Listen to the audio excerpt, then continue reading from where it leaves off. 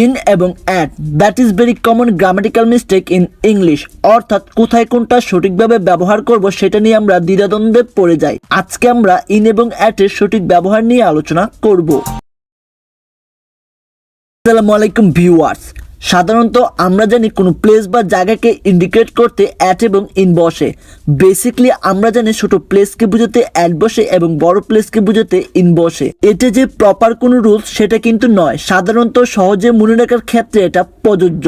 তাহলে নিচের প্রবলেমটা সলভ করি, তাহলে ইন এবং অ্যাট নিয়ে তোমাদের বিভ্রান্ত দূর হবে আশা করি। তাহলে প্রথমেই বলা আছে আদিবা লিভস ড্যাশ হোম না, এটা কিন্তু একটা গ্রামের নাম অর্থাৎ ছোট জায়গা, তাই অনেকে ভাবছে এখানে অ্যাট হবে।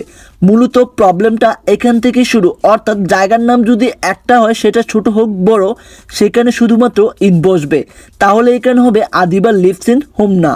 এবার 2 নম্বর প্রবলেমটা দেখি। একটা কথা তোমরা মন দিয়ে শুনো, জায়গার নাম যখন একের অধিক হবে শুধু প্রথমটাতে অ্যাট বসবে, বাকি পরেগুলোতে ইন বসবে। শুধুমাত্র এই লাইনটাই মনে রাখলে কিন্তু সব সমস্যা শেষ। তাহলে আমরা দেখি আদিবা লিভস ড্যাশ হোম না ড্যাশ কুমিল্লা।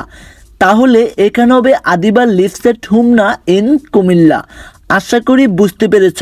পরের প্রবলেমটা সলভ করি, তাহলেই কনফিউশনটা চিরতরে দূর হবে। যেমন আদিবা লিভস ড্যাশ হোম না ড্যাশ কুমিল্লা ড্যাশ বাংলাদেশ। তাহলে হবে আদিবা লিভস এট হোম না ইন কুমিল্লা ইন বাংলাদেশ। অর্থাৎ বুঝতে পারলাম প্রথমটার ক্ষেত্রে অ্যাট হবে এবং বাকি সবগুলোর ক্ষেত্রে ইন বসবে, সেটা যাই হোক। তাহলে ইন এবং অ্যাটের ব্যবহার নিয়ে আমাদের দুটো জিনিস মনে রাখতে হবে। জায়গার নাম যদি একটি উল্লেখ থাকে তাহলে কোনো প্রকার সন্দেহ ছাড়াই ওখানে ইন বসবে, এবং জায়গার নাম যদি একের অধিক থাকে তাহলে প্রথমটাতে অ্যাট বসবে এবং বাকির পরে সবগুলোতে ইন বসবে। তবে ইন এবং অ্যাট প্লেস ছাড়াও ব্যতিক্রম কিছু ক্ষেত্রে ব্যবহার হয়ে থাকে। যেমন ঘড়ির সময় বোঝাতে অ্যাট বসে, for example it is now at 9 o'clock।